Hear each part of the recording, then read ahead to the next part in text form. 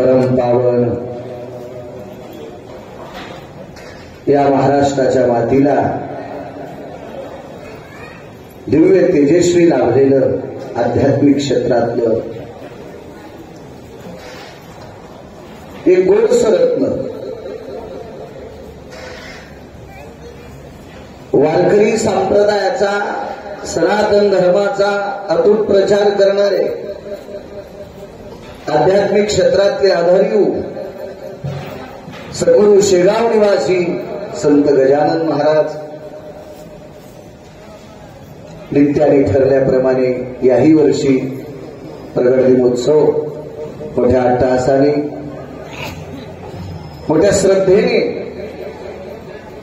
विवेकानंद नगर कॉलनीवासियांच्या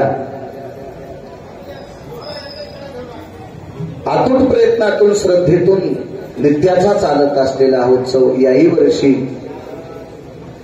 गोडसा चालत आहे।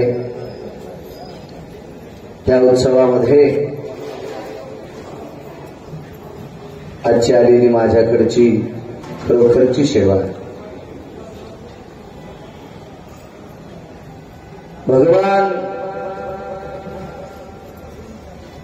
ब्रह्मांड नायकाचा विटेवरच्या मालकाचा अतूट प्रचार करणारं संस्थान विश्वाच्या पाठीवर जर कुठला असेल तर ते शेगाव संस्थान आहे।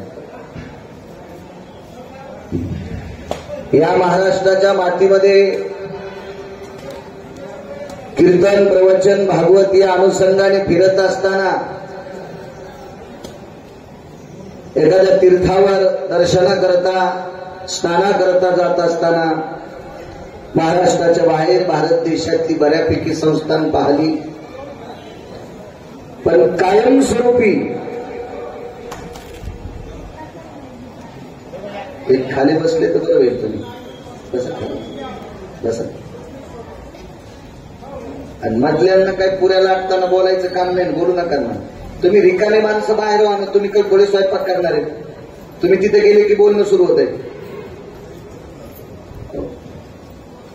चला बाकीची माणसं बाहेर व्हा, काय करायचं आचार्याच्या जवळ।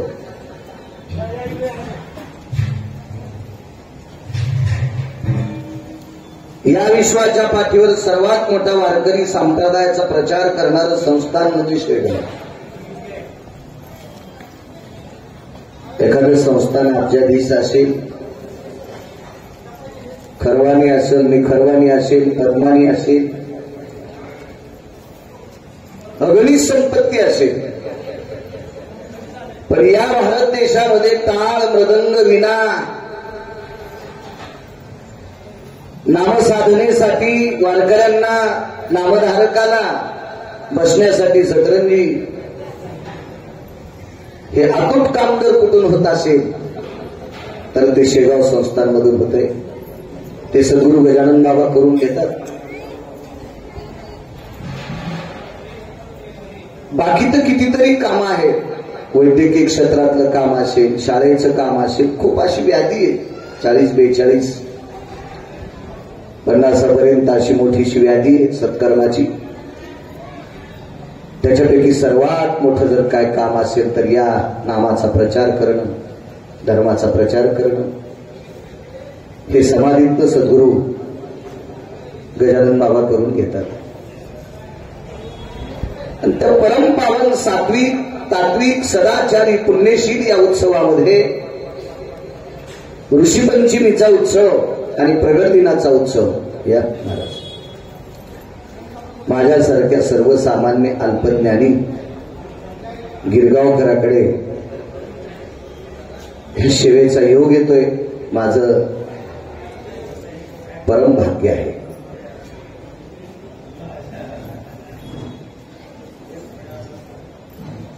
उपस्थित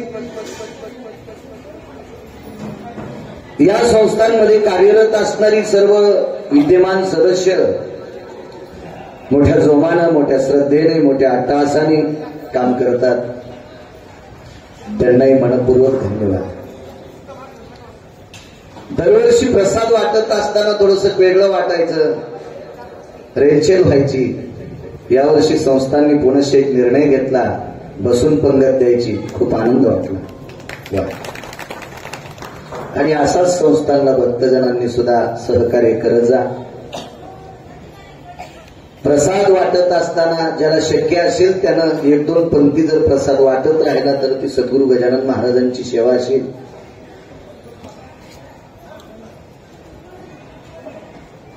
कारण अन्नाचा तुटवडा नाही.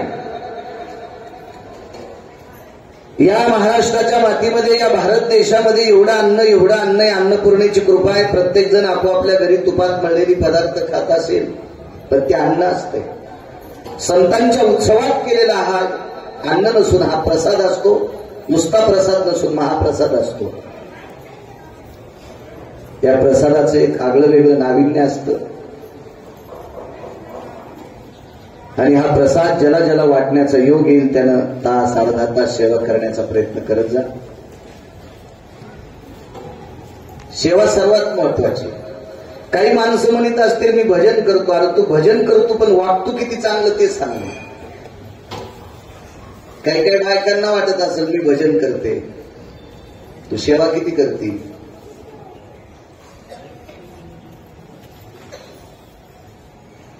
भजन तर काय नाही, कॅसेटवर लावून दिल्यावर 24 तास ती मशीन पण म्हणते.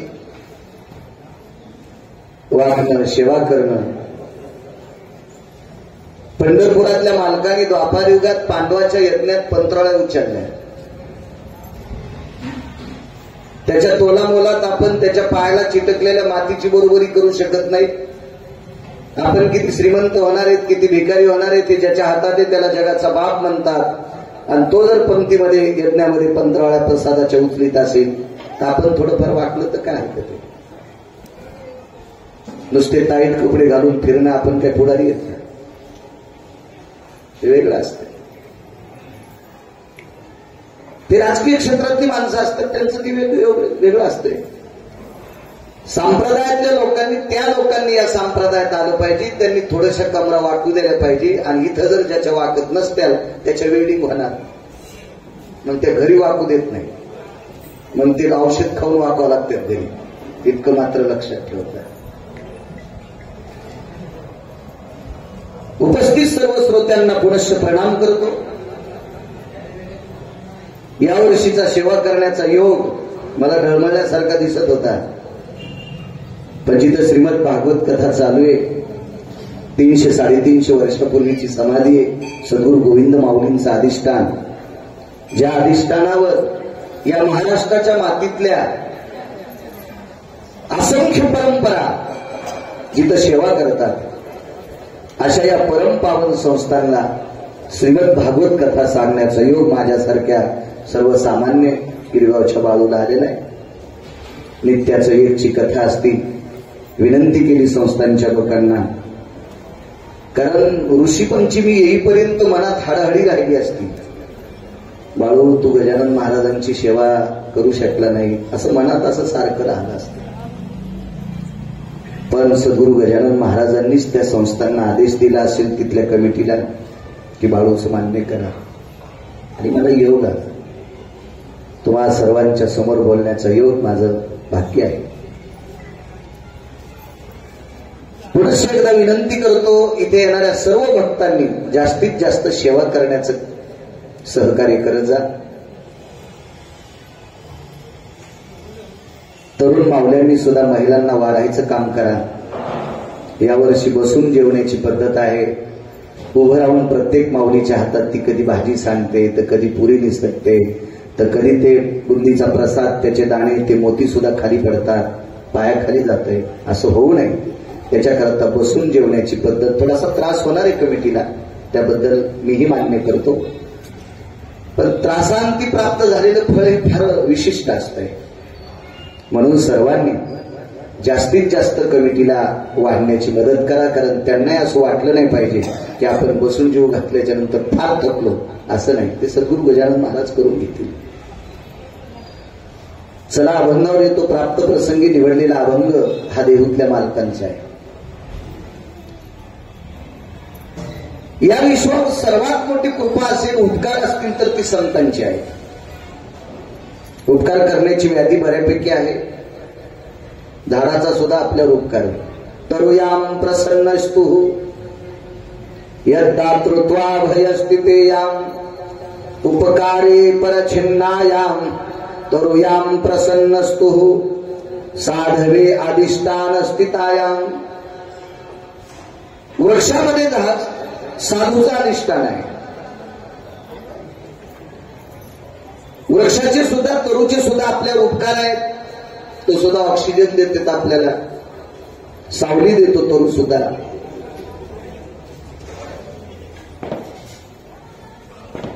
किती तरुच्या अंतकरणात साधुत्व आहे. ज्यानं झाड लावलं त्यालाही सावली देते आणि ज्यानं तोडलं त्यालाही सावली देते. प्रत्यक्ष ज्ञानेश्वरी पाठ असलेले तनपुरे महाराज पुढे आहेत. जो खांदावया घाव घाली का लावणी जयाने केली, दोघा एकची सावली वृक्ष दे जैसा. ज्यानं झाड लावलंय त्यालाही सावली देते, जो कुऱ्हाड घेऊन गेला त्यालाही सावली देते. सज्जन जर झाडाखाली बसला त्यालाही सावली आहे, दुर्जन बसला त्याला सुद्धा सावली आहे.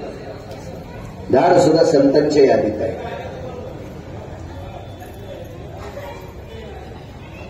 सूर्य संतांच्या, सूर्याचे सुद्धा उपकार आहेत, चंद्राचे सुद्धा उपकार आहेत. महाराज सूर्याच्या प्रकाशाशिवाय विश्वातले कुठल्याही जीवसृष्टीची वाढ होत नाही आणि चंद्राच्या प्रकाशाशिवाय कुठल्याही तरुला फलाची प्राप्ती होत नाही. सूर्याच्या प्रकाशाने वाढ होईल, फुलं लागण्याची योग्यता त्या झाडात येईल, पण त्या झाडाला लागलेली फुलं फलद्रूप होण्यासाठी, त्याला फळं येण्यासाठी चंद्राच्या प्रकाशाची सुद्धा तितकीच गरज असते. म्हणून चंद्राचे उपकार आहेत, सूर्याचे उपकार आहेत, मेघाचे उपकार आहेत. महाराज हे मेघ जर बरसला नसता तर आपण काय खाल्लं असतं. म्हणून त्याचे सुद्धा आपल्या उपकार आहेत. या भूमातेचे उपकार आहेत आपल्यावर. विश्वात एखाद्या माणसाकडे 5 क्विंटल सोनं आहे आणि 5 क्विंटल चांदी आहे, तर चांदीच्या भाकरी आणि सोन्याचं पिठलं विश्वातल्या कुण्याही व्यक्तीला अग्रवालची खाता येणार नाही. तुमच्याकडे किती बनलं असू द्या, माझ्याकडे श्रीमंती आहे, माझ्याकडे श्रीमंती आहे, माझ्याकडे पैसे आहेत, माझ्याकडे पैसे आहेत असं बोभावतात, पण ते खाता येत नसते. त्याच्याकरता मोतीच लागतात. ते मोती ज्वारी असेल, गहू असेल, बाजरी असेल, मका असेल, तूर असेल, उडीद असेल, आणि ती फक्त काळी माती देऊ शकते विनोद साहेब. तिचे सुद्धा आपल्याला अतूट उपकार आहेत.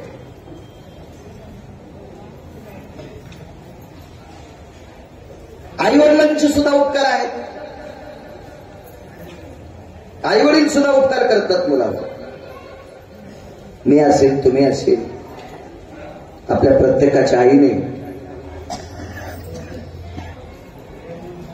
स्वतःच्या रक्ताचं दूध केलं आणि आपल्या बालकांना पाजलं.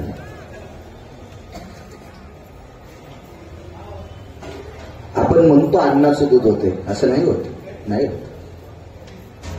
सर, जे अन्न खाल्ल्याने रक्त वाढत असेल आणि त्या वाढलेलं रक्त प्रक्रियेतून दुधाच्या स्वरूपात वक्षस्थळातून, स्तनातून आपल्या बालकाला जाते. म्हणजे आई वडिलांचे सुद्धा उपकार आहे. पण हे सर्व उपकार देवाचे सुद्धा उपकार आहेत. तो सृष्टी चालवतो, त्याचे सुद्धा आपल्यावर उपकार आहेत. कल्पना करा, आपल्याला कुटुंब चालवता येत नाही. एखाद्या वेळेस 4-2 भाऊ एकत्र असतील तर प्रत्येकाचं मनोगत सांभाळायला आपल्याला जळ जातंय. त्याला वाटते ते माझ्यासारखं ऐकले नाही, मी म्हणतो तसं ते ऐकत नाही, मी सांगितलं ते माझं काम करत नाहीत, मला जी वस्तू पाहिजे ती मला देत नाहीत. याच्यामुळे बऱ्यापैकी कुटुंब व्यवस्थित पण ग्रहछिद्र निर्माण होऊ शकते. मग आपल्याला 5-4 लोकांचं कुटुंब सांभाळणं शक्य नाही. आता ती एवढी लोक राहत नाहीत जास्त. त्यातली त्यात एकत्रित माणसं न राहणे हा सर्वात मोठा भिकारचूकपणा कुठं आला असेल तर शहरात आला. राग येऊ दे नका, मी पण शहरात राहतो. यातली यात सगळ्यात जर पुन्हा दुष्काळ सांगायचा असेल तर ज्याच्याकडे दर 3 तारखेला पैसे येतील हे जास्त आरामखोरपणा करते. त्यांना फक्त देखावा आवडतो, मायबाप आवडत नाही.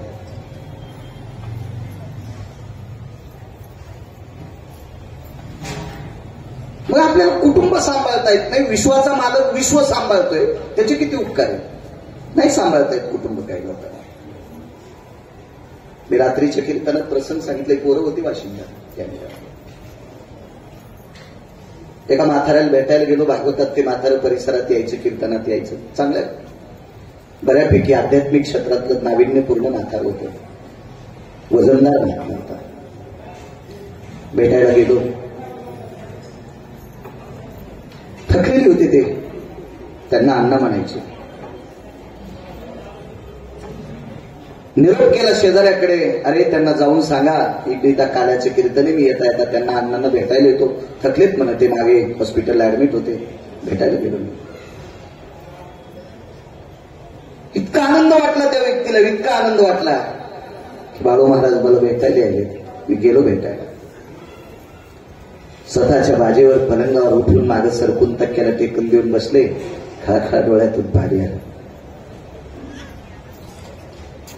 म्हातारी खुर्चीवर बसलेली होती. महाराज किती पवित्र संस्कृती भारत देशाची. या महाराष्ट्राच्या मातीची संस्कृती इतकी मोठी इतकी मोठी इतकी मोठी आहे. आजही जुन्या काळातली स्त्री बैठकीत जर सगळ्यांना चहा दिला असेल, तिलाही जरी घेण्याचा योग आला असेल, तर ती माणसांकडे तोंड करून चहा घेत नाही. या पवित्र देशातल्या स्त्रीची ती संस्कृती आहे. ती बाजूला तोंड करून चहा घे, बाजूला तोंड करून पाणी पी. इतकी पवित्र संस्कृती या भारत देशाची, या महाराष्ट्राची. मला पाहिल्याबरोबर त्या माऊली उठल्या आणि बाजूला बसल्या. त्या खुर्चीवर मी बसलो. बोललो 5-10 मिनिटं. महाराज आपल्याला कुटुंब सांभाळता येत नाही याच्यावर बोलतोय. देव विश्व सांभाळतोय. किती मोठी नाविन्यता असेल. आणि मग थोड्या वेळामध्ये जे पाहुण्यांना आदर करतात ते पेय आले. चहा असेल, दूध असेल, कॉफी असेल, द्या. 2 पात्रात आलं. मी लक्षात घेतलं एक पात्र मला आलं असेल, एक पात्र त्या अण्णांना आलं असेल, त्या वयस्कर व्यक्तीला आलं असेल. इंजिनियर साहेब त्यांनी त्या पात्रातलं दूध घेतलं, चहा घेतला, काय कॉफी काय असेल ते मी सुद्धा घेतलं. माझा भाव जागा झाला. त्या बसलेल्या म्हातारी सारखी मला सुद्धा हवी आहे. मी त्या पात्रात दूध चहा आणणाऱ्या बाईला म्हणलं, ताई बाईंना द्या ना. काय वाक्य बोला त्या म्हातार पोरीनं सुना. महाराज आमची म्हातारी सकाळी एकदाच चहा घेते. ठीक आहे, घेत नसेल म्हणली तरी मला काय नसतं वाटलं, पण म्हातारी म्हणली सुनेला. आमची म्हातारी सकाळी एकदाच चहा घेते, एकदाच. रात्रंदिवस जर भजन एखादी बाई करीत असेल आणि ती सासूला म्हातारी म्हणत असेल, तर तिच्यासारखी हरामखोर, तिच्यासारखी चुड्यारीण, तिच्यासारखी नालायक, तिच्यासारखी भूतीन, तिच्यासारखी बंकीन जगात दुसरी बाई नसेल. तू कशाला हरिपाठ वाचितीन, कशाला भजन करतील, नालायक कुठली. माझ्या मराठवाडी भाषेत सांगायचं तर ती पिसाळलेली कुत्री आहे, जी सासूला म्हातारी म्हणत असेल. ती इथं कोणी म्हणत असेल तर याच्यानंतर शब्द दुरुस्त करा, नाही तर तुम्ही या कुटुंब वत्सल परिस्थितीत जगण्याच्या लायकीचे नाही. ठीक आहे, सासूला म्हातारी म्हणते, तुला म्हातारा व्हायच्या आधी मरायचंय का? तू नाही म्हातारी होणार. कशाला कीर्तन ऐकायची, कशाला प्रवचन ऐकायचे.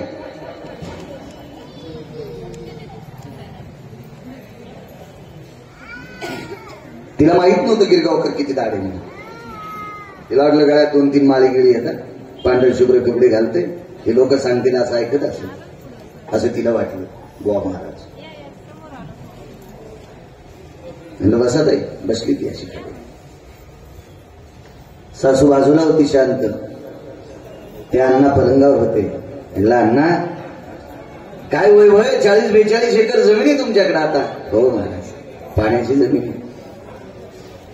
तुमचं लग्न झालं त्यावेळेला किती होती? आपल्याला कुटुंब सांभाळता येत नाही याच्यावर बोलतोय, कोणाची वाबाडी काढत नाही.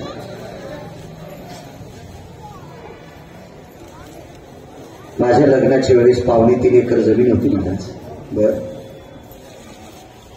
एवढी जमीन कशी केली महाराज? 10 खेड्यात माझ्यासारखी वडील कोणालाच रस्ता येत नव्हती. भगवान 10 खेड्यात वडील. वळण्याचे नाव तुम्हाला माहित असेल. कापलेल्या कडव्याची वळी रचत असताना किती बाऱ्या बोट कापते, पाय कापते, पेंडी जर खाली पडली तर हातावं लागते केदार पेंडी खाली. तिचे पुढे त्याच्याशिवाय सरळ होत नसते. किती त्रास होत असेल. 10 खेड्यातल्या वळ्या रचल्या. त्या व्यक्तीनं रचलेली वळही त्याच्यात पाणीच शिरत नव्हतं. इतकी काय पूर्वी दाबीत असेल, काय कौशल्य असेल तर त्यांना ते. आणि म्हणून महिना महिना माणसं माझ्या हातानं वळी रचण्यासाठी वाट पाहत होते. वर्षाकाठी 70, 80, 100 क्विंटल वळ्या रचायची ज्वारी होत होती. ते एका विशिष्ट प्रकारच्या आरतीवरती वळी विकायचं, ती ज्वारी विकायचा. त्या ज्वारीचे पैसे जमा असायचे. जीवनात सुपारीचं सुद्धा व्यसन नव्हतं महाराज. आणि ही अर्थप्राप्ती कमवत असताना नियतीनं कमवली आणि 40 एकर जमीन केली. सासूला मथारी म्हणलेली हरामखोर सून ऐकत होती. सासूला मथारी म्हणणारी हरामखोर नालायक सून ऐकत होती.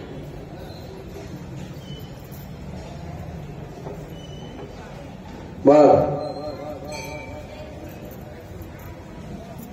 बाईला विचारलं, बाई तुम्ही काय केलं? सासूला विचारलं.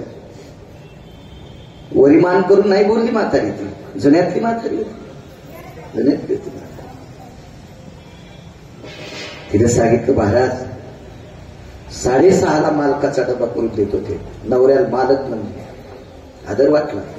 आदर वाटला.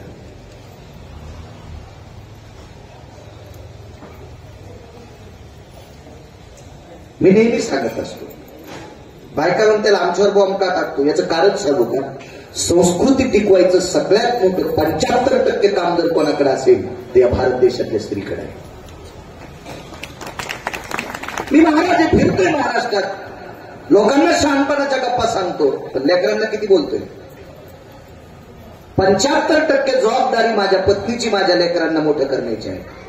मी लोकांना पाणी सांगत असेल, पण लेकरांना वेळ देऊ शकत नाही ना. असं सगळ्यात जास्त कोण वेळ देऊ शकते? बुवा महाराज, आई देऊ शकते. म्हणून या देशाची स्त्री, या देशाची आई संस्कृतीनं भरगच्च भरलेली असावी.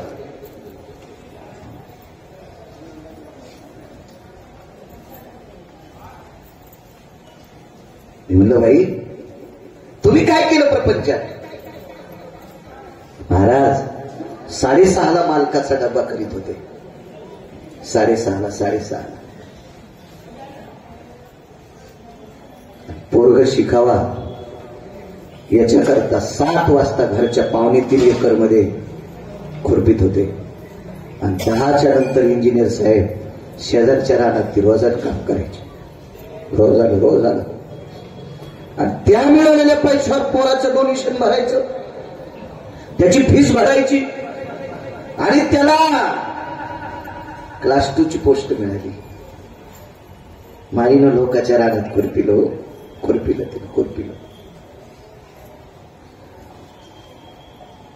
फारशा आताच्या बायकांना काही गोष्टी माहीत नसतील, पण जुन्या खेड्यातल्या बायकांना विचारा. गहू कापून नेल्याच्या नंतर नाना सर्वा फुकट पाहता येत नव्हता. वंब्या उन्हात याचायच्या इंजिनियर साहेब, त्या वंब्या टोपल्यात कुटायच्या आणि कुठल्याच्या नंतर अर्धे गहू शेतमालकाला द्यायचे आणि सर्वेचे अर्धे गहू मग घरी आणायचे.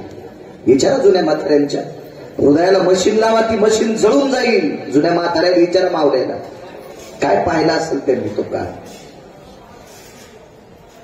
त्याने कमवलेल्या प्रॉपर्टीवर तुपात चपात्या बुडून खाणाऱ्या नालायकांना ना काही विचारू. जुन्यांना विचारा जुन्यांना. म्हातारीनं सांगितलं, महाराज सर्व्याचे गहू कुटून दळून कपड्याच्या पिशवीत बांधून पोराला देत होते. महाराज कधी कधी सणाला सुद्धा चपाती खाल्ली नाही. दृष्टांत संपला. त्या सुनबाईला सांगितलं, ताईसाहेब एक बोलू. 40 एकर जमीन दोघा पती पत्नीनं खांद्याला खांदा लावून जनावरासारखे काबाड कष्ट करून तुमच्यासाठी कमवली. आणि एवढी प्रॉपर्टी ज्या सासू सासऱ्यांनी कमवली, त्या सासऱ्याला माथारा आणि सासूला जर माथारी म्हणत असेल तर तुला नरकात पण जागा भेटणार नाही. नरकात सुद्धा यमाला विचार करावा लागेल. हिला कुठल्या प्रकारच्या नरकात टाकावं. चला, निसर्गाची नीत सांगतो. आपल्याला कुटुंब सांभाळता येत नाही, जगाच्या मालकाला विश्व सांभाळता येते, एवढी मोठी ताकद येते. हे समोरून घेऊन ये रे, इकडून पुढून आण, हे आधी दे, खुर्ची दे.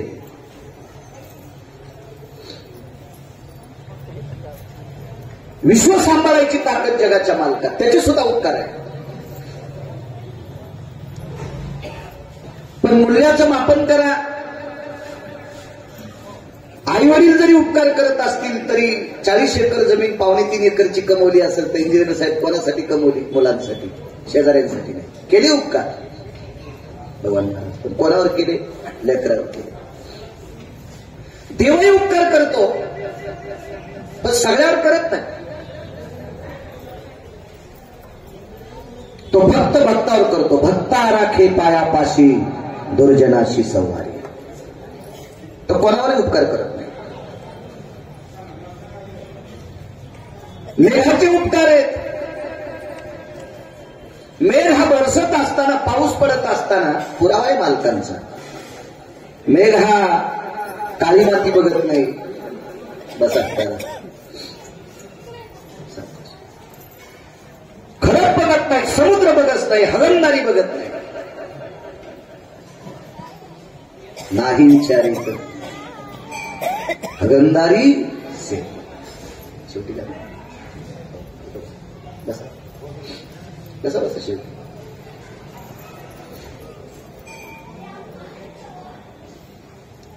संतांच्या बरोबरीचे उपकार होऊ शकत नाही. किती उपकार संतांचे. एक मुद्दा आहे का, मी मागे एका कीर्तनात प्रसंग सांगितलं. अक्षय तृतीयाला एक सभा झाली. त्या सभेमध्ये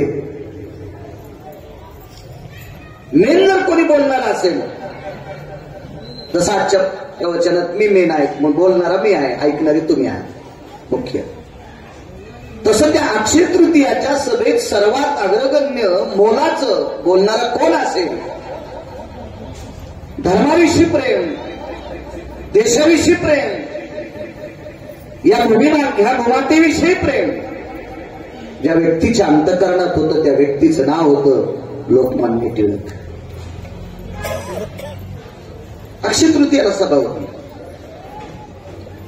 त्या सभेमध्ये बऱ्यापैकी धर्मप्रेमी, धर्मानुरागी, धर्मनिरपेक्ष, धर्मनिष्ठ या मातीशी नाळ असलेली बऱ्यापैकी लोक तिथं जमा झालेली होती. पण महत्वाचा विषय सांगतो, त्या सभेला ऐकायला सद्गुरू गजानन महाराज सुद्धा होते. त्या सभेमध्ये सद्गुरू गजानन महाराज सुद्धा होते. एका कोपऱ्यात बसलेले होते. ही लोक अधिकारी असतात. महत्व हरवी, चातुर्य लपवी, पिशेपण मिरवी, आवडवली. मी सेवा करत असेल तरी मला असं वाटतंय आगावसाहेबांनी फोन करावा, सुभाषरावांनी फोन करावा, अग्रवाल साहेबांनी फोन करावा. त्यांना फोन करायला काय होतं? खानविलकर साहेबांनी फोन करावा असं वाटतं. तू गरज जर चुकलं तरी आपू शकतो. पण या लोकांना गरज नाही.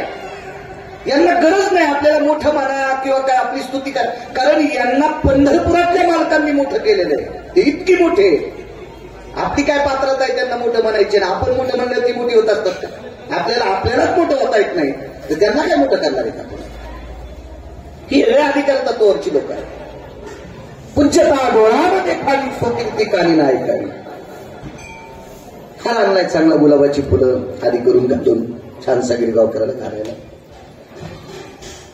नाही हार घातला की मनातली मनात गिरगाव करतो. काय काय कमिटीला काय कळतच नाही. मी त्यांना साधे चाराने मागत नाही, पण मला हार पण घालीत नाही. दुखलं नाही तर साहेब या लोकांना तेपची पण गरज नाही. पूज्यता डोळा न देखावी, स्वकीर्ती कानी न ऐकावी. याच्यातले लोक आहेत. आम्ही किती स्वार्थी आहेत मला वाटतं यमान सुद्धा कळणार नाही. आम्ही किती स्वार्थी आहेत हे आम्हाला सुद्धा कळणार नाही भगवान महाराज, आपण किती स्वार्थी आहेत. पण विश्वात ज्यांनी निस्वार्थ भजन केलं त्याच्यामुळे आपल्याला टायमाला भाकरी येतात, त्याच्यामुळे मिळलेल्या भाकरी इतकं मात्र समजावं लागेल आपल्याला.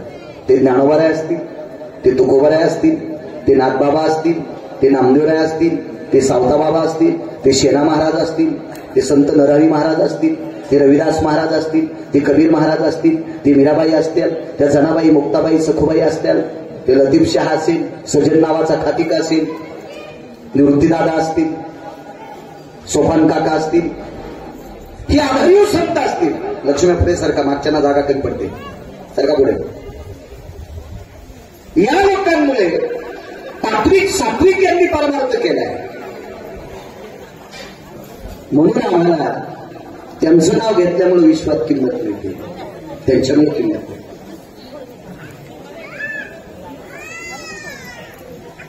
काल 500 पेक्षा जास्त महिला एका साडीत असत्या. प्रत्येकीच्या हातात निरंजनीचं ताट होतं. लाज वाटत होती, लाज गिरगावच्या बाळूला. 500 महिला, 250 एकूण हे पोरं होते ती घरात. काय स्वागत. या महाराष्ट्राच्या मातीतल्या जगदंबा स्वरूप कन्या कॉलेजच्या मुली गिरगावकरावर फुलं टाकायला. एका मोठ्या श्रीमंताच्या नवरदेवाला जो रथ असतो, बैठकीपासून मंडपापर्यंत त्या रथात हजारो रुपयाच्या फटाक्यांची उधळण, 13 क्विंटल साखरेची नुकती सकाळी तिथं आता. म्हणजे आमच्यासारख्या त्यांचं नाव घेणाऱ्याचा इतका सन्मान होत असेल, त्या अर्थी हे किती लोक अधिकारी असतील कल्पना करा ना.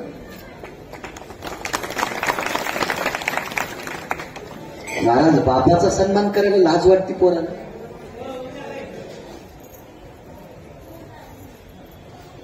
कधी कधी मी बोललेले शब्दाचे तुम्हाला हे वाटत असेल. एका मोठ्या शहरात एक मुलगा नोकरीला होता. बाप भेटायला गेला. मुलगा नोकरीला आणि बाप भेटायला गेला. शेतात काम करणारा बाप ना मुंबई सारख्या शहरात उतरल्यावर कापड बांधलेलं होतं डोक्याला, रुमालाचं कापड.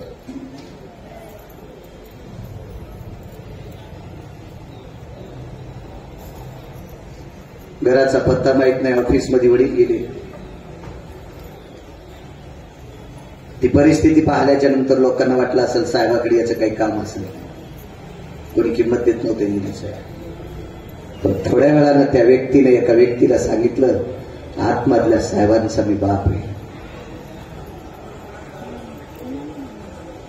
आतमधल्या साहेबांचा मी बाप आहे, बाप आहे.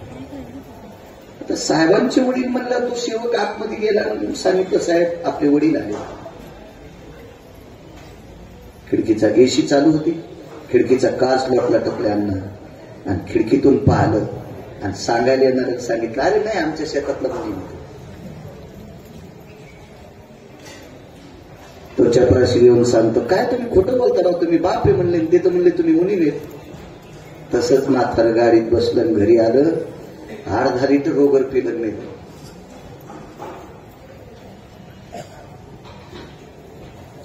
काय करायचे याने, किती घेतले केले, लोक जीव घातले या भडव्यानं, पंक्ती केल्या या हरामखोरायनं, पंढरीच्या वाऱ्या केल्या. या नालायकाला मोक्ष असतो का?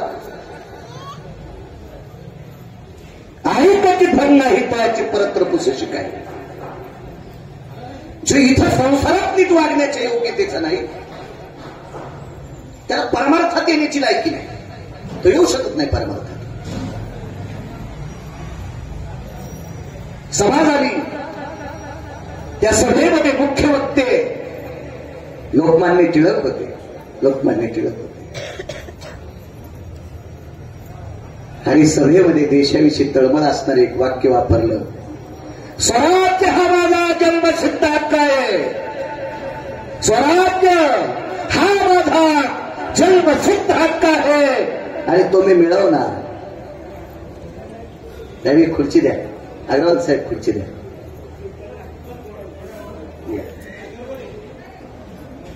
या आराकर बाबा या, बसा. खुर्ची द्या.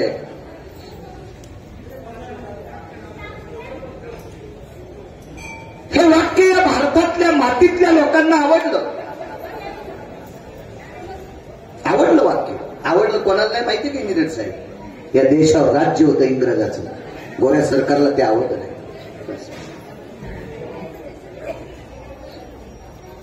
आवडलं नाही ते वाक्य. बसा नाही, रात्री गेलो तुमच्याकडेच कीर्तन करून आलो. बसा.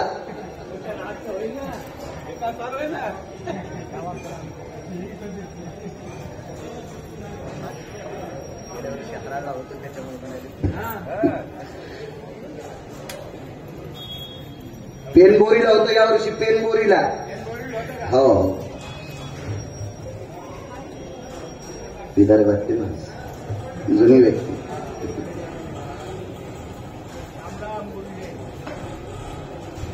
ते वाक्य मात्र इंग्रजांना आवडलं नाही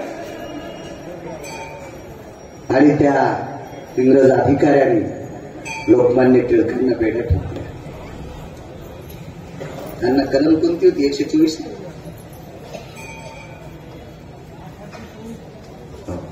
1800 नाही, कलम 124 ते 20 कलम 124. 124 कलमद्वारे लोकमान्य टिळकांना अटक करण्यात आली. दुःख वाटलं साधूला. देशाविषयी प्रेम असणारा एक व्यक्ती, धर्माविषयी प्रेम असलेला एक व्यक्ती, ज्या व्यक्तीला बेड्या पडतात, दुःख वाटलं सुखुंदराने महाराजांना. शांत 2 दिवस शांत. तिसऱ्या दिवशी पिठलं भाकरीचा प्रसाद आला.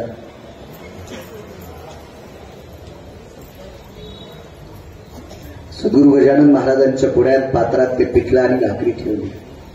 महाराजांचा मुख्य प्रसाद आहे पिठलं भाकरी आणि कांदा.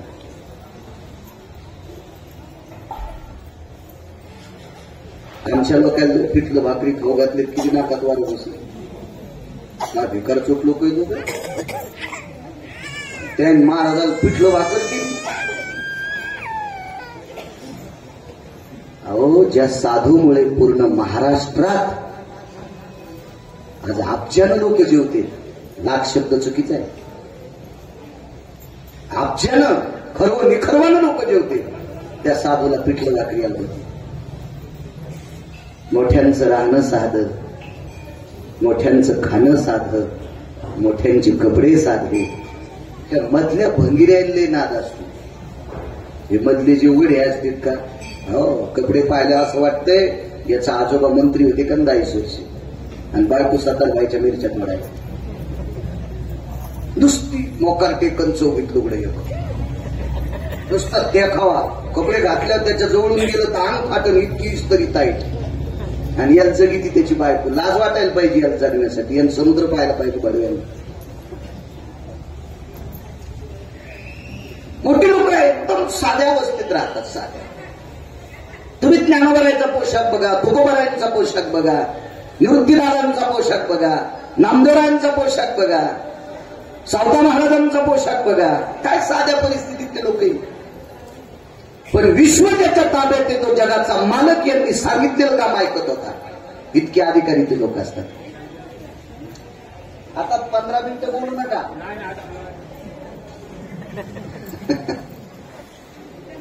सव्वा वाजता वय झालं. त्यांच्या वयात गेलं मी पण असंच करणार आहे. पण देव तितक्यापर्यंत टिकत होतं नाही काय माहिती आपल्याला.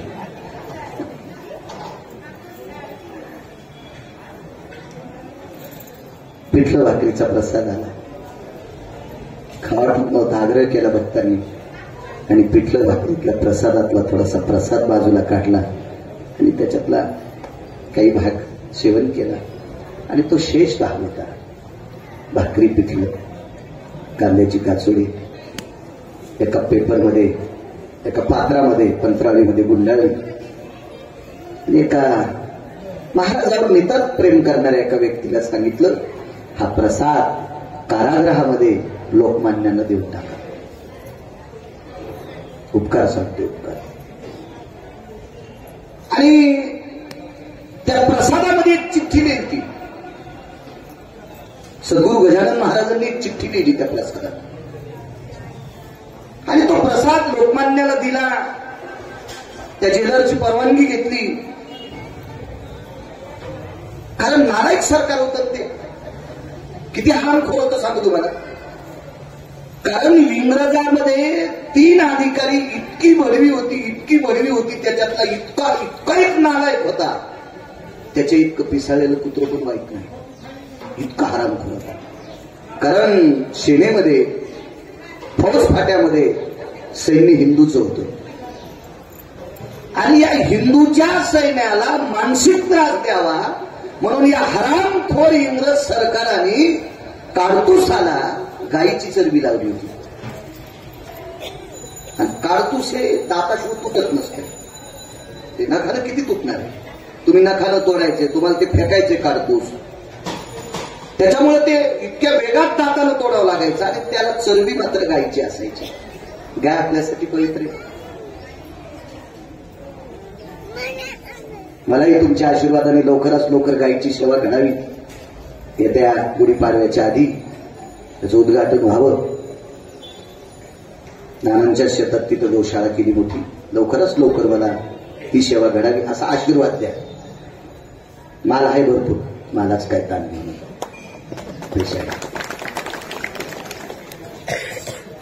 ह्यांचं देवीचं तेल देवीला भूत्याला घाईला काय ताण घ्यायचा. त्याला लोकांना दिलेल्या त्याला आपली ड्युटी चलती. गाय पवित्र आणि पवित्र गायीची चरबी. फार किती हरामखोर सरकार असेल ते. इंग्रज सरकार किती हराम.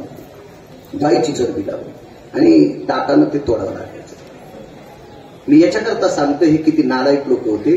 टिळकांना भेटण्यासाठी परमिशन घ्यायला किती वेळ लागला असेल. मी बोलतोय खरं जर पाहायचं असेल तो मला एक कविता होती एकेकाळी. एका सात्विक व्यक्तीनं त्या फौजीतल्या एका व्यक्तीला विचारलं, का रे तुझ्या कपाळाला गंध आहे, गळ्यामध्ये तुळशीची कंठी आहे, या अर्थी तू हिंदू आहेस, तू सनातन धर्मातला आहेस, तू वैष्णव वारकरी आणि मग तू हे काळतूच जिभेनं तोंडाला का तोडतो. तर त्याच्या डोळ्याला पाणी आलं आणि त्यानं पोटावर हात ठेवला. ह्या हितभर पोटाचा प्रश्न आहे. अग्रवालची एक कविता होती. नच उलटे काळीज त्याची, नच उलटे काळीज त्याची, परिशरमिंदे अण्णाचे, परिशरमिंदे अण्णाचे. अरे ते काळजावरती नव्हती पण भाकरीची कान पडली होती. चला याच्यावर सांगतोय किती नालायक लोक होते. महाराज या लोकांना काढून देण्यासाठी किती लोकांचं बलिदान केलं. ती लोक आपल्याला संतांच्या देवाच्या बरोबरीची, संतांच्या बरोबरीची.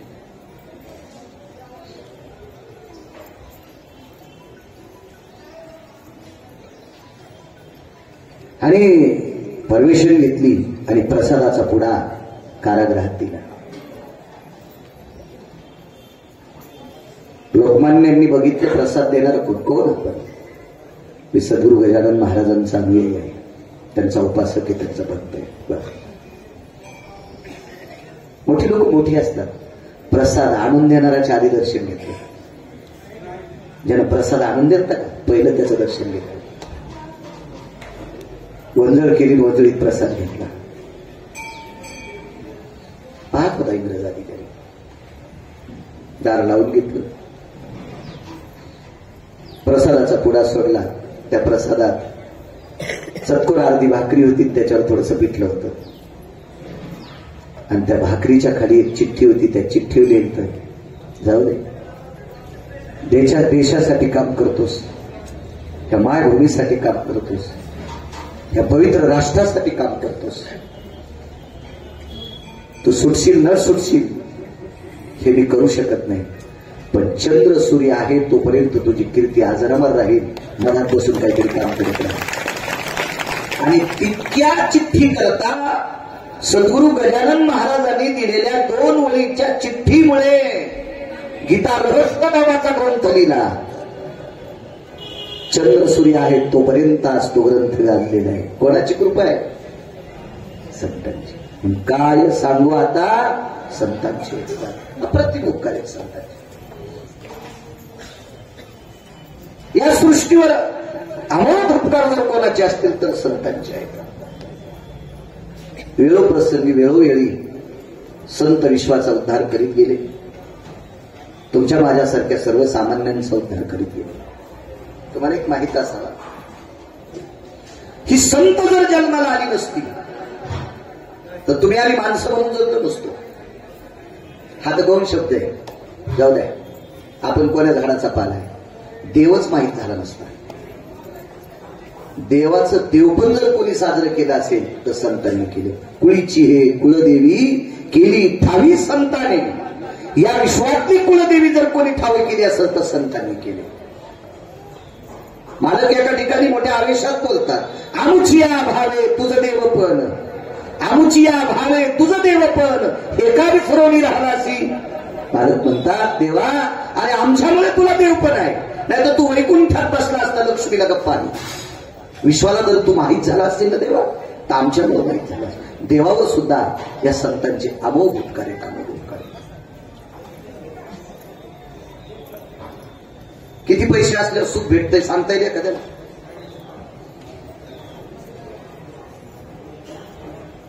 ₹100 कोटी रुपये एक जणाकडे, 100 कोटी रुपये, पण बायको आरोतर बोलत नाही. 100 कोटी रुपये, 100 कोटी साहेब. बायको जर नीट बोलत नसेल तर काय काय त्याला वाटत असेल, मी उगाच बेजार झाले रे, याच्या त्याच्या मुंड्या पिळल्या,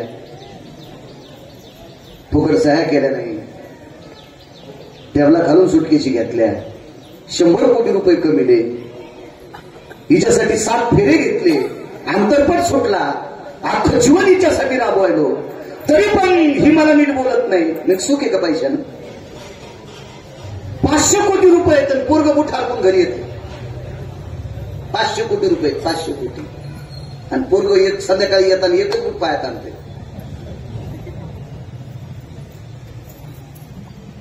तेव्हा इथं बसलेल्यानं सांगू का, ज्यांची लेकरं सात्विक असतील, दिवस माळाच्या आधी घरी येत असतील आणि बायकोने केलेला स्वयंपाक खात असतील, अशी लेकरं ज्यांना असतील त्यांच्याकडे पैसे नसले तरी तुम्ही समजा आम्ही स्वर्गात येतो.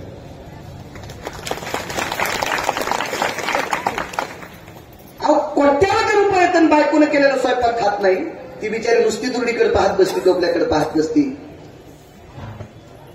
आणि हा रात्री 1-2 वाजता येतो. पैशाने सुख मिळते का?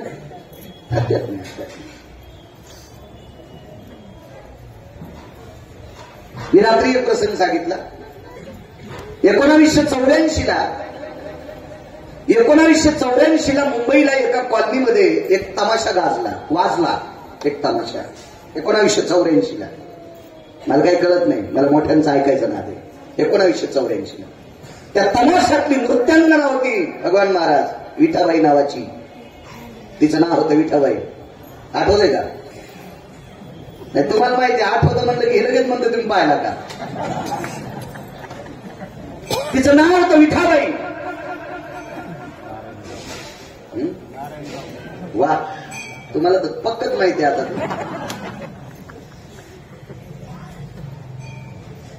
रंगात गाणं आलं. एक जण उठला, हातवरी केला, हातात पाकिट होतं. पाकिट तिनं उघडल्याबरोबर 900 रुपये सापडले. 84चे 900, 82 काय पगार होता टकल्या ना तुम्हाला? 504 रुपये. जिल्हा परिषदच्या शिक्षकाला 82ला 504 रुपये पगार. जिल्हा परिषदच्या शिक्षकाला 504, त्याला 1800 रुपये महिना होता. तिने ते पाकिट हातात घेतलं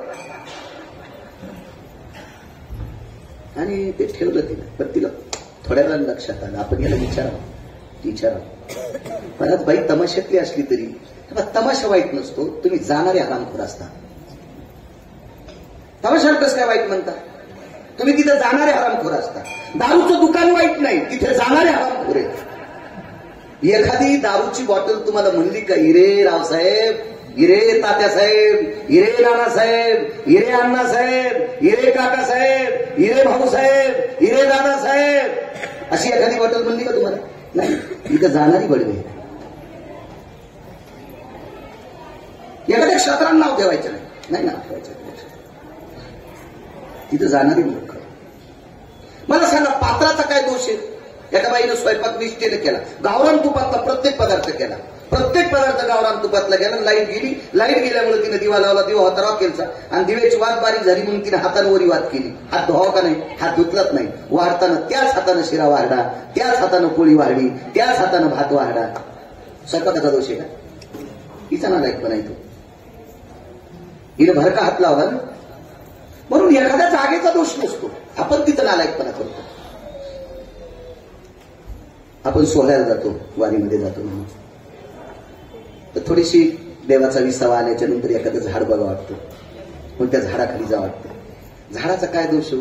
ज्या झाडाखाली माणसं बसले नाही आणि आपण पाहिलं असं समजायचं या झाडाखाली कोणीतरी नालायकाने घाण केली. मग झाडाचा दोष आहे का? तिथल्या जागेचा दोष आहे का? नाही का? तिथं जाऊन चूक करणाऱ्या व्यक्तीचा दोष आहे. चला, त्या बाईनं 5 मिनिटात तिचं गाणं थांबवलं आणि ज्यानं पाकिट दिलं त्याला वरे बोलवलं, त्याला मोठं त्याची छाती भरून आली. वा वा वा वा.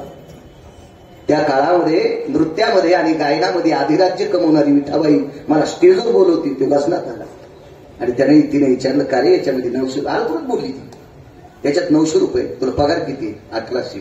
बाकीचे काय केले? खाण्यापिण्यात गेले. बायको माहेरात राहते, पोरं तिथंच राहते. हल्ली ठोका. तमाशात नृत्य करणाऱ्या विठाबाईनं कळ्यादिवशी तोंडात खाल्ली, त्याच्या कळ्यादिवशी तितक्या लोकांनी. हरामखोरा म्हणी, इतकं प्रेम जर लेकरा बाळावर केलंस, माझ्यासारख्या परख्या बाईवर, पायात घुंगरं बांधणाऱ्या बाईवर इतकं प्रेम करतोस, इतकं प्रेम जर तुझ्या नावानं कुंकू लावणारीवर केलं तर विटेवरच्या मालकाच्या दरबारात तुला जागा भेटेल. कालांतरानं तो पण वारकरी झाला.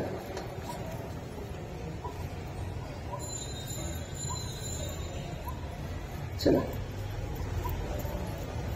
मला सांगायचं याच्याकरता, प्रत्येकाकडे बुद्धी आहे, त्यानं त्याला आपल्या बुद्धीचा वापर चांगल्या ठिकाणी केला की त्या सगळ्या गोष्टी गोड असतात.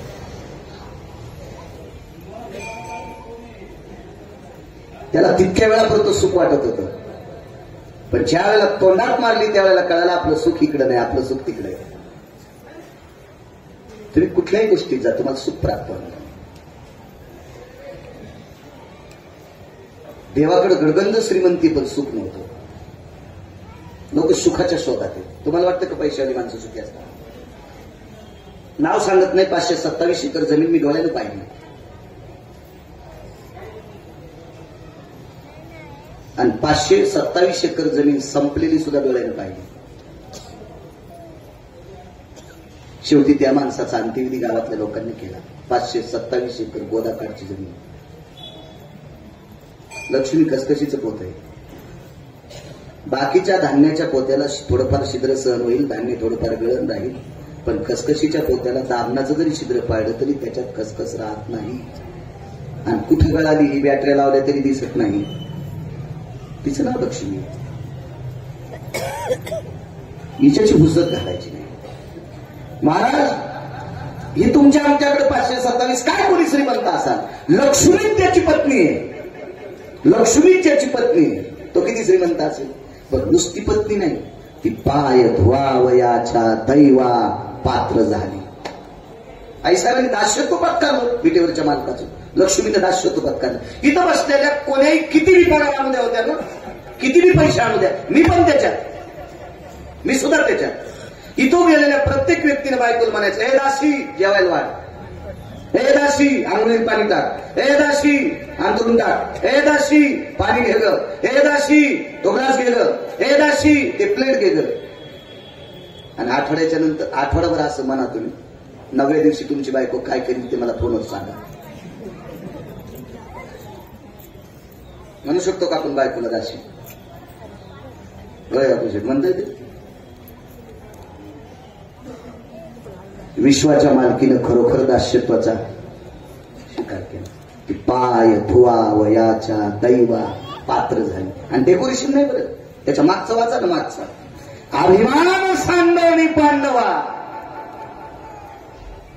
दास्यत्व स्वीकारण्यासाठी, पायाची सेवा घेण्यासाठी आधी अभिमान फुकून द्याला, जाळून टाकला. ही लक्ष्मी त्याची पत्नी आहे. सूप होतात त्याच्याकडे. बरं एक नाही ना, 16,160. साध्या माहेरातून शेवया आणल्या तर नवरा त्या बोटोळ्याचा भात खाताना 2-3 बाऱ्या उचकून काढी. ती माय माईन दिल्या, माय माईन दिल्या, माय माईन दिल्या. त्या माईन बोटोळेच दिले, पण तुला आयुष्यभर सांभाळायला मोठा बोटोळा दिलाय ना, याची जर शाख कधी का तुला? हा, तुम्हाला एक सांगू का, सासरचा अपमान करून नवऱ्यापुढं माहेरचं भूषण सांगणारी स्त्री 1 नंबरची हलकट असते. तिचं माहेरात तिचा भाऊमंत्री असेल आणि नवरा कोणाचा चाकर असेल तरी पण वर्णन नवऱ्याचंच करायचं. माहेरातलं विसरायचं नाही, माहेराला वाईट म्हणायचं नाही, पण माहेराला चांगलं म्हणून सासरचा जर अपमान करीत असेल तर ती समजायचं लाव, डंकीने शंकीने.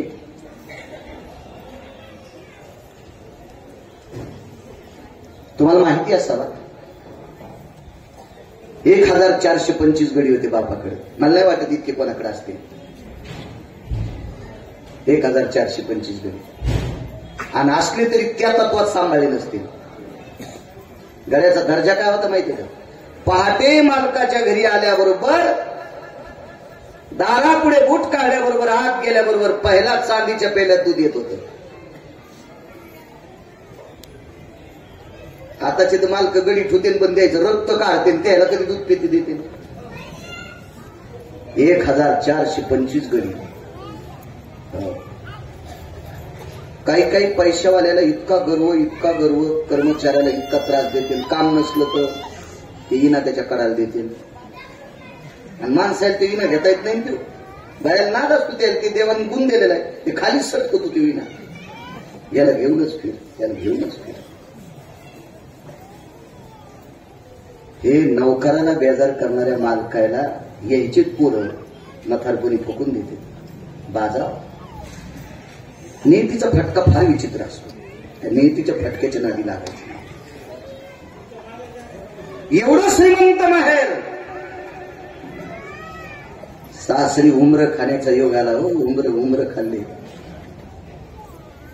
मिठाचं पाणी करून उमर त्याच्यात शिजिले, वाटीभर पीठ टाकलं आणि त्याच्या भाकरी खाल्ल्या. 1425 गडी, पण कधीच म्हणली नाही मालकाच्या संसारात दुःख आहे. साध्वीची जाबाई, काय पवित्र स्त्रिया होत्या महाराष्ट्राला. किती पवित्र स्त्री.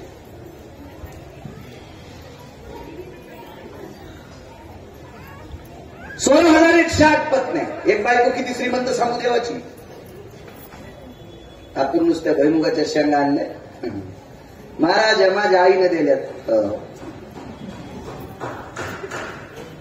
जरासं भान ठेव, याच्या माईला पोरग झाल्यामुळे तुला नवरा भेटला, इतकं तरी ध्यान ठेव.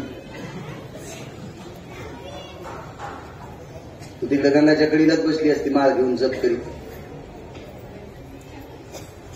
तिकडचं वर्णन करू नये असं नाही, मीच सांगत असतो.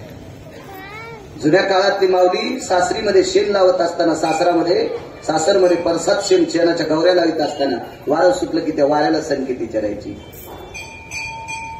ती वाऱ्याला सुद्धा बोलायची. घाल वाऱ्या पिंगा माझ्या परसात रे, सुखी आहे कोर तुझी सांगे आईच्या कानात रे. वाऱ्याला सुद्धा सांगते, आईला सांग तुझी मुलगी खुशाल आहे. तिकडेही प्रेमाचा उलट असं. एक मी शपथ गाणं ऐकलं तर, कडीचा वारा उलटा फेरा, नारवणे भरतारा, चला आपल्या माहेरा. एक शपथ ऐकलं. वाचनाचं छंद आहे, मेमरी कार्ड चांगलं आहे, वाचीला पाठ होते.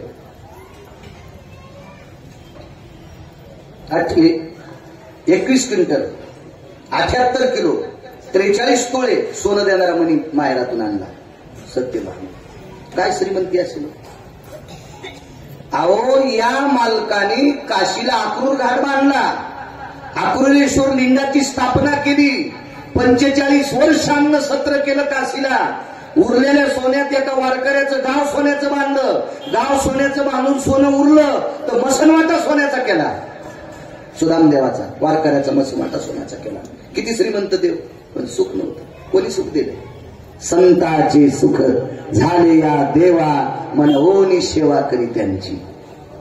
पंढरपुरातल्या वारकऱ्याला सुख नव्हतं. सुख दिले संतांनी. आणि देव हा संतांकडचं सुख फुकट घेत नाही. मनोनी सेवा करी त्यांची. शांतीब्रह्म एकनाथ महाराजांकडे 36 वर्ष धोत्र धुतले, 36 वर्ष गिरिजा काकींचे लुगडे धुतले, हरिपंडितांचे कपडे धुतले, 36 वर्ष सडा टाकला, 36 वर्ष अंगण झाडलं, 36 वर्ष पाणी भरलं. उरलेल्या टायमात वाचमनकी केली. दत्त चोपदारी करीत असे 36 वर्ष वाचमनकी केली. का?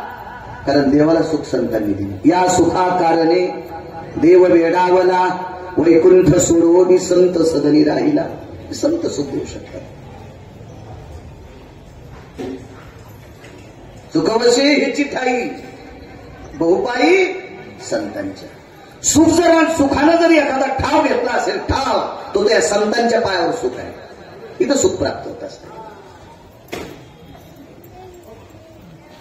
संतांचा अधिकार किती मोठा नाही ते तुम्हाला.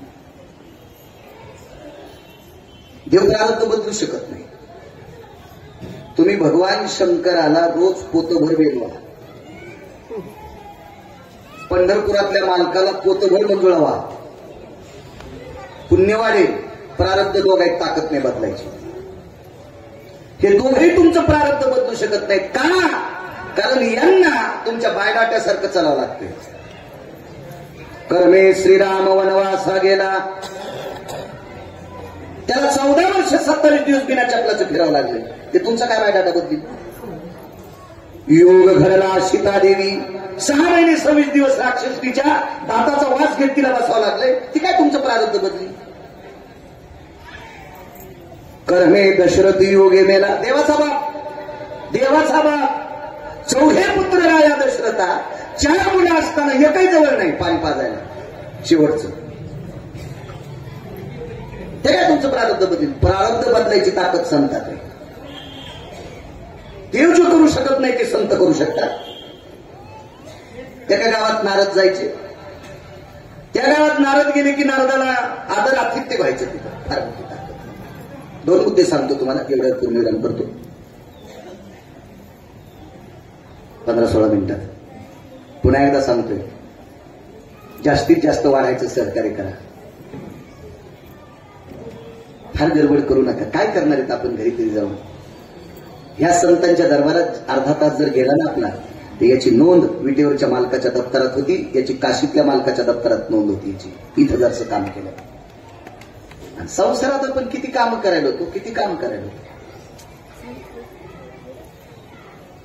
4500 गाव फिरलो मी. एकदा गेलेलं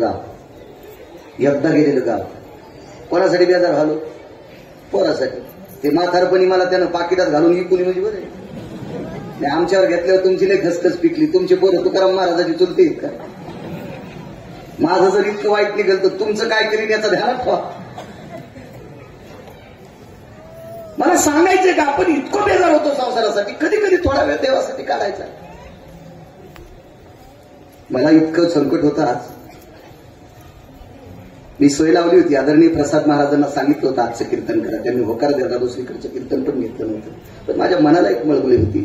एखादा जर म्हणला बाळू महाराजांना इथं काही भेटत नाही, तिकडे गेले, तर तितक्यानं आपलं सगळं मातीत गेलं. अशी तळमळ होती. घरून आणलं बाबांनी सेवा, सद्गुरू गजानन महाराजांनी. योग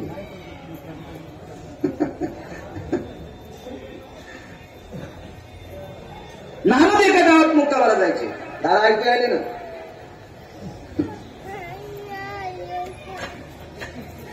नशिबान म्हातारे गिरगावचं आयुष्यात कधी तांब्या उचलला नाही. आयुष्यात.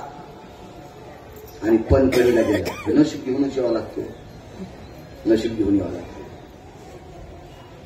हे त्यांच्याच पोथे ऐकायचं. श्रावण महिन्यात पृथ्वी असायचे, ऐकायचे. तुम्हाला एक सांगू का, जी माणसं जुन्याला इसरत असतात का ती माणसं कधीच मोठी होत नसतात. जुन्यांना कधीच इसरायचं नाही. मागचं आणि पुढचं ज्याच्या ध्यानात आहे का ती माणसं मोठी होत असतात. मोठ माहिती ना तुम्हाला, मोठ. इकडे एक अर्थ आहे, पशु काय पाप पुण्य जाणे ती उत्तम मध्यम भोग भोगी ती, जिंच्या पेंट्यावाल्याला मोठ करणार नाही. मी काय फार सवयस्कर नाही, पण मी बरे बगाडे वगैरे पाहिलेले इथं. तर मोठ हाणत असताना पहिल्याच वेळेस बैलाला आखाड्या जाते. एकदा सुरुवातीला मोठ भरली ना, थारोळ्या त्रिचिली, कण्यावर पाय द्याला सौंदडावर, एकदा भडबड बडबड तिथपर्यंत बैलाचे पाय तिथपर्यंत जातात. त्याच्यानंतर बैलाला कधीच आखडायचे नाही. बरोबर तिथंच गेलं की बैल उभा राहतो. आणि बैल जर 2 पावलं पुढे सरकाला तर बगाड हन्नाराच्या अंगावर. बगाड कोणाच्या अंगावर येतं माहिती? हन्नाराच्या. आणि बैल एकदाच हो म्हणावं लागतंय मागे येताना. मोठ भरली की हो. बैलाला मागचं दिसत नाही, पण पुढच्या पावलावर पाऊल बैलानं टाकलं की त्याच्यानंतर बैल त्याच्या मागे कधीच जात नाही. आणि बैल जर त्याच्या मागे गेला तर बगाड बैलन हाणणारा येईल. पण विचार करा, बैल सुद्धा मागची आणि पुढची जागा चुकत नाही. बैल सुद्धा मागची आणि पुढची जागा चुकत नाही. 2-2 पायाच्या बैलांनी जरा हिशोबात जगली पाहिजे. 2-2 पायाची बैल जी असतील का यांनी थोडं हिशोबात जगलं पाहिजे. तुम्हाला एक माहिती का, ज्या ज्या गावाला पेव होते गडी 10 वर्ष असायची, 5-5, 6-6, 20 वर्ष गड्यानं काम करायचं. गड्याला माहित होतं मालकाचा इथं पेव आहे, मालकाचा या ठिकाणी पेव आहे. पण गडी जर बदलला तर पेव कोणाला माहित असतो? बैलाला. वा. गाडीत पोते टाकायचे आणि गाडी गावात आली की कासवाडीला सोडून द्यायचा. बैल दरवर्षी बदलीत नसते. बरोबर पुढची पावलं बैल मानवी टेकीत होते. म्हणजे मालकाला पेवाचं तोंड कळत नव्हतं, बैलाला कळत होतं. किती हुशार होते, किती हुशार, किती हुशार. मला असं वाटतंय मग मागचा पुढचा विचार करून जगते पशु सुद्धा. सद्गुरू चातुर्मासी महाराजांचं पुत्र एकादशीचा वाट मिटीत होतं. चातुर्मासी महाराजांच्या शिष्याला विचारलं आजची एकादशी उद्याची कोणती धरा? ते म्हणले आम्हाला विचारू नका, आमच्या कुत्र्याला विचारा. आमचं कुत्र ज्या दिवशी भाकरी खात नाही त्या दिवशी एकादशी. ठाकूरबाचे घोडे ज्या दिवशी डाळ खात नाहीत त्या दिवशी एकादशी. काय महत्वपूर्ण म्हणजे याचं, काय मोठं नाविन्य.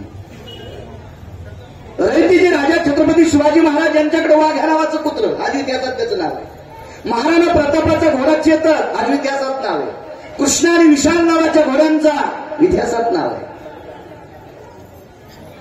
म्हणजे पशु सुद्धा अज्ञात फरक आहे.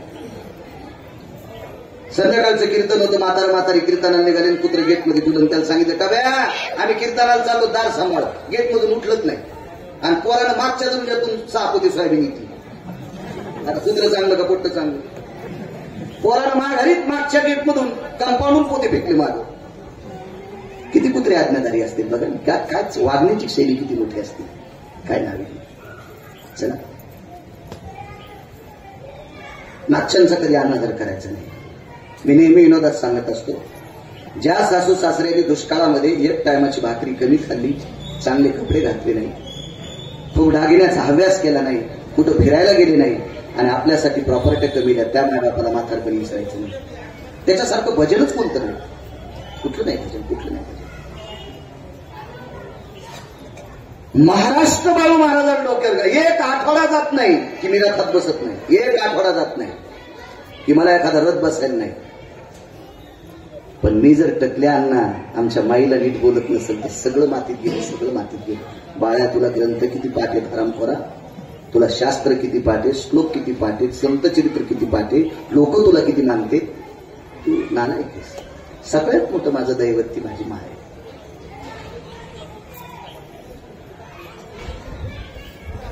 विनोदात सांगत असतो, जर मागच्या दुष्काळात आपल्या बापदाद्यानं जमिनी विकून म्हाताऱ्या जर गोव्याला नेल्या असत्या, प्रॉपर्ट्या विकून जर म्हाताऱ्या फिरायला नेल्या असत्या तर मुंबईच्या पलीकडे गटार उपसायला जावं लागलं असतं पोरायला. किती तळमळ असते मायबापांची, किती तळमळ, किती तळमळ.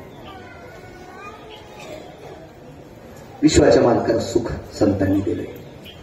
काय वैभव देवाकडे, किती वैभव, किती वैभव, किती वैभव. अमाप्त वैभवाला सीमा आहे. मनवोनी सेवा करी त्यांची अप्रतिम शक्ती संतांकडे. मी काय सांगत होतो,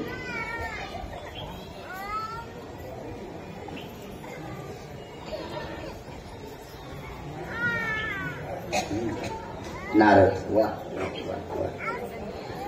नारद एका गावात जायचे. संत किती मोठे असतात एवढा बरोबर आहे. आणि नारदाला त्या बाईनं जेवायला द्यायचं. नारदाने दिवशी कशी भजन करायचं. नारद म्हणजे आपल्यासारखे खिशावाले महाराज नव्हते. खिसत नव्हतं नारदाला. शर्तच नाही तर खिशाचं काय समजलं. आणि नारदाला त्या बाईनं सतत व्यथा सांगायची. नारदा संपत्ती भरपूर आहे हो. नारदा भरपूर संपत्ती हो.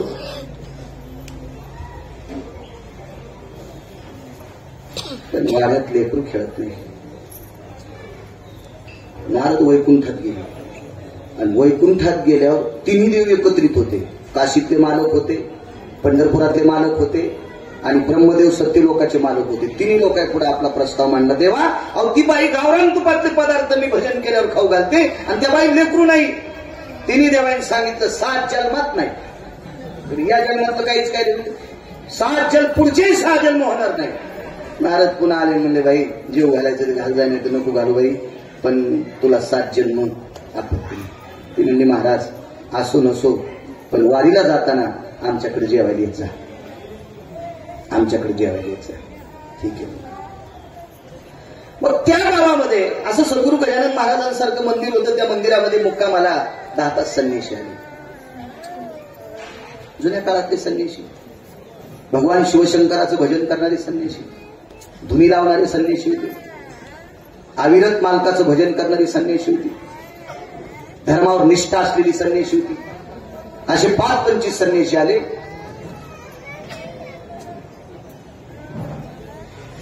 मंदिरात जागा अपुरी असल्यामुळे त्या मंदिरात काही, या मंदिरात काही, त्या मंदिरात काही, त्या मंदिरात काही असे थांबले. आणि एका मंदिरामध्ये छोटंसं मंदिर होतं. त्या मंदिरात एक संन्याशी आणि त्यांची सेवा करणारा एक नवीन संन्याशी विद्यार्थी होता. त्याला सांगितलं भूक लागली गडे, काही प्रसाद भेटेल का. ते म्हणलं रात्रीचे 11 वाजले तर 11 वाजता भिक्षा कशी मागावं. पण हुशार होता शिष्य.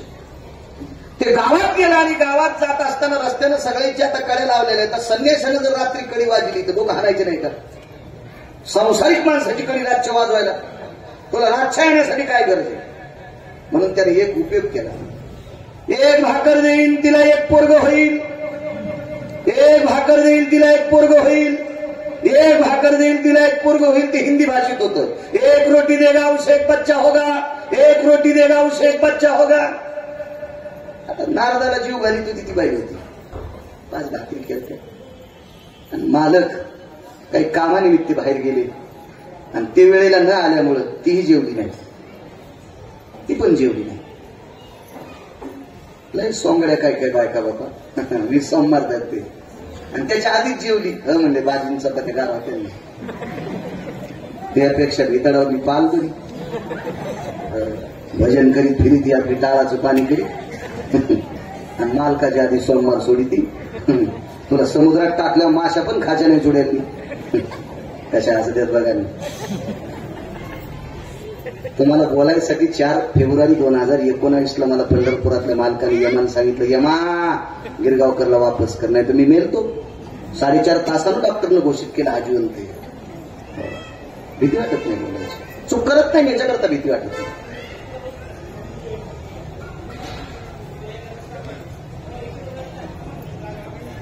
ती बाई उठली, पाहिलं खिडकीतून भगवे कपडे येत आलं. महाराज थांबा महाराज. टोपला आणलं, हात चळचळ कापत होता. महाराज लेकरू बाळ काही देऊ नका पण भाकरी न्या, घेऊन जा 5 भाकरी. 5 भाकरी देऊन टाकल्या.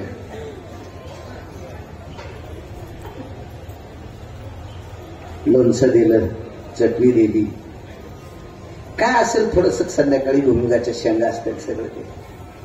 मंदिरात गेले. महाराजांच्या पुढे भाकरी, स्वतःच्या पुढे भाकरी, दुसऱ्या मंदिरातले 2-3 संन्याशी बोलले, सगळ्यांनी प्रसाद खाल्ला. आणि जेवण झाल्यावर मुख्य महाराज म्हणले अरे कोण मावली की जिने तुला रात्री 5 भाकरी दिल्या. ते शिष्यमानला बाबाजी फुकट नाही दिल्या, फुकट नाही दिल्या म्हणे. एक रोटी देगा उसे एक बच्चा होगा. कळेल दिवशी महाराजांनी शिष्याच्या पुत्रीत आणली. तुझ्या काय बापाचं जात होतं म्हणलं. एका भाकरीत 25 पोरं होतील म्हणायला पाहिजे. त्या काय बापाचं चाललं होतं म्हणजे तू कशाला म्हणला एका भाकरीने एक पोरग होईल, एका भाकरीला 25 होते. ते म्हणलं ह्या 5 लाख 5 होते का नाही त्याचा मेळ नाही म्हणे का मला नरकाला जावं लागते. खाल्ल्यात कोणी म्हणे हा ते का पैशाच्या थप्या लावणाऱ्या संन्याशांपुढीच खाली भाकरी. ब्रह्मचर्य धर्म भोकावी अक्षरे ते का थपी लावणारा थोडाच होता. अहो पैशातून कोणीच सुटला नाही. जे घोड्यावर बसला तेही सुटला नाही. घोड्यावर बसलेली कळले तुम्हाला तनपुरी महाराज. तदेव लग्नं सुदिनं तदेव ताराबलं चंद्रबलं तदेव विद्याबलं दैवबलं तदेव लाभस्तेषां जयस्तेषां पुरस्तेषां पराजयः. म्हणजे लग्न झालेल्याला बी पैसा आवडतो, ज्यानं लग्न केले नाही त्याला बी आवडतो. आणि आवडत नसेल तर मला दाखवा ना ऐसा कोणी दावा हे जया आवडेल. याच्या पलीकडचं सांगू का. नाही त्या सुटली द्रव्यलोभ माया आणि भस्मदंड छाया तरवराची. पैशातून सुटलाच नाही कोणी. आवडतो पैसा. तर तो त्या सत्तेवर आवडला असताना संन्यासी होता. ठीक है बोल. 1 रोटी 1 बच्चा 5 बच्चे हो जाए भगवान. ये दार खुला करो म्हणे. हे देवा लांबून विचार हातचा पाळणा. नारद 5 वर्षाला आले तर बाईच्या दारात पेत्र खेळू लागले. एक मांडीवर आहे बाकीची पळायली. नारद म्हणले बाई तिची तिने मोठीत घेतली असतील तर इतके कसे देतील, इतके कसे देतील. हा लोकांना लेकर होण्यासाठी लय मोठ्या फिरायला बोकडे कापायलेत लोक. आपले देव कमी पाड्या आणि 5 कोणी दिले असतील. नारद गेले. नारद गेल्याबरोबर नारदाची पाद्य पूजा केली. या नारदा या या या जेवायला केलं. नारद हळूच म्हणले बाई लेकर महाराज मयच येत ना. नारद इतके तन तन तन तन करीत वैकुंठात गेले. ती घ्यायला बोलले लवकर या म्हणले. पटकन या पटकन या. ब्रह्मदेव आले, भगवान विष्णू आले, शिवजी आले. काय झालं म्हणले नारद आता भजन करणारे भेटू देऊ, भक्ताला भेटू देऊ. होय भक्ती केला त्याचा भक्ताला भेटू. काय नारद काय बोलता म्हणले तुम्ही ती गजन 7 जन्म त्या बाईला पोरग होत नाही म्हणले. अहो म्हणले खरंच होत नाही ना. मग तुम्ही कसं काय दिले. म्हणजे आम्ही नाही दिले हो, त्या महाराजांना दिले. आमची काय ताकद आहे म्हणले. मी वनवासाला गेल्यावर यम माझ्या बापाला नेतोय. मला यमाला इतकं सांगता येत नाही की दशरथ राजाला वाचव. मग बापाला वाचवायची ताकद माझ्यात नाही. ह्या बाईला लेकर द्यायची ताकद माझ्यात कशी राहील. दिली चाली वाचा क्षय मागिल्या तपाचा. दिली चाली वाचा क्षय मागिल्या तपाचा. महाराज तपश्चर्याचा क्षय करून असलेल्या पुण्याचा खर्च करून दुसऱ्याचं बरं करतात ती संत असतात. विश्वामित्र संत एक पुरा सांगतो संत भानुदास महाराजांचा. ज्या संत भानुदास महाराजांच्या कुळामध्ये एक योगी जन्माला आला. भानुदास महाराज असे पंढरीला वारीला जाताना एका बाईनं येतात सांगितली महाराज आपत्ती असं काय हरकत नाही म्हणजे बाई पुढच्या वारीला खेळून तू यायचं लेकरू. पंढरपुरात गेल्याबरोबर मालक म्हणले या भानुदास बाबा या या या या. भानुदास महाराजांनी विचार केला मी मंदिरात आलो माझ्याकडे पाहतच नव्हतो. खाली मान वाकत होतो. कारण देव संतांनाच भेट होता. तुम्हाला माहिती आहे नाव्याच्या कुळात एक संत जन्माला आले. नाव्याच्या कुळात संत शेणा महाराज. शेणा महाराज पंढरपूरला गेले की पंढरपुरातला मालक खाली पाहत होता. मान वाकून खाली पाहत होता. पण इतकं भक्तीचं पोट होतं. आणि एकदाच यात्रेमध्ये वस्तारा घासायचा ते निशाणा घेतला. या म्हणले शेणा बाबा. शेणा महाराजांनी लक्षात घेतलं गडे ह्या निशाण्यानं घाण केली. ते वस्तारा निशाणा चंद्रभागेत फेकून गेला. पुन्हा मान खाली. निष्ठेचं कर्ज असते लोकांकडे. बंदास महाराज तिथे गेल्याबरोबर देवाने विचारलं काय बंदास बाबा या या या या. आतापर्यंत केलेल्या वारीचा क्षय तिथे झालं पूर्व. महाराज देव करू शकत नाही ते संत करतात. काय सांगू आता संताची उपकार मज निरंतर जागविती झालेली माझी तोडकी मोडकी सद्गुरू गजानन महाराजांच्या चरणी सेवा समर्पित करतो. आणि तुम्हा सज्जन श्रोत्यांच्या चरणी नाक घासून प्रणाम करतो. असंच धर्माचं काम ज्ञानोबराय तुकोबरायच्या नामाचा उच्चार पुराणाचा इतिहास, संतांचं चरित्र सांगण्याचा योग माझ्या वाणीला यावा, तो गोडसा आशीर्वाद मोठ्या शुद्ध अंतकरणाने गिरगावच्या बाळूला लेकरू समजून देऊन टाका. तुमच्या चरणी साष्टांग दंडवत करतो. संस्थांच्या सर्व कमिटीला कोटी कोटी धन्यवाद देतो. यावर्षी निर्णय इतका गोड घेतला, खाली बसून जीव घालायची पद्धत केली, मला खूप आवडलं, खूप आवडलं.